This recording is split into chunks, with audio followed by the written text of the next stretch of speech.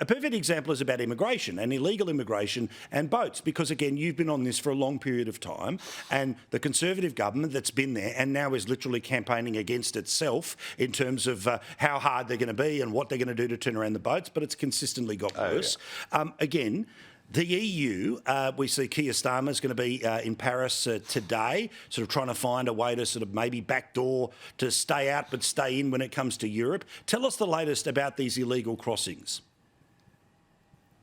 So the little island of Lampedusa, south of Italy, with a population of 5,000, saw over 10,000 young males arrive there over the course of the last weekend. Blimey. Double the size of the population of the island, literally an invasion of 200 boats coming from Tunisia and Libya. And the Italian Prime Minister, elected on a ticket of stopping the boats, has given up, thrown her hands up in despair. And the European Commission President says, well, we must do something. I'm not quite sure what, but we must do something. And, you know, I stood up in 2015 in front of the previous boss of the European Commission in the European Parliament, and I told them, if you allow people that cross the Med and set foot in Italy or Greece to stay, millions will come. I was mocked and derided, Paul. I was demonised for daring to suggest it. So far, 4.7 million have come. 4.7 million. And judging by what's happened at the weekend, that may be just the start. This will be, if it continues, the death of the European Union politically, because the Poles, the Hungarians, and maybe soon even the Germans want none of this. And in terms of what it's going to do to the demographics and society and community within many European countries, I think it is more likely to be a disaster than a total success.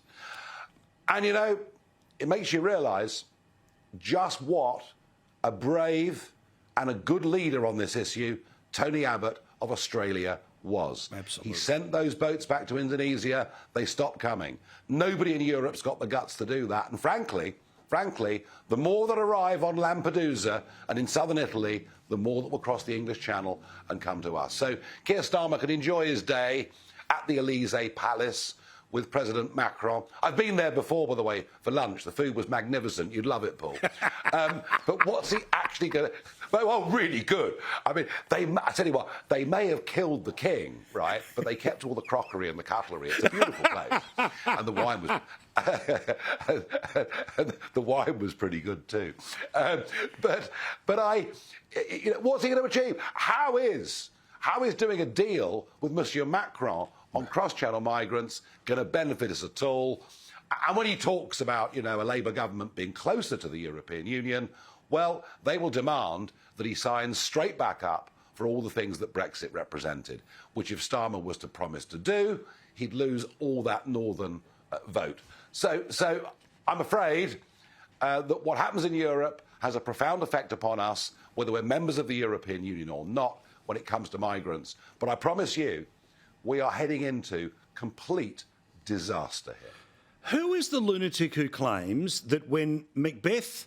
that the references in Macbeth to darkness somehow reinforce ideas of white supremacy? I thought darkness in that context meant depression. Yes, absolutely. But you've got to remember that the entirety of our language must be rewritten. Gosh. Words have to have new and different meanings. And everything George Orwell wrote about in the 40s, is literally coming true.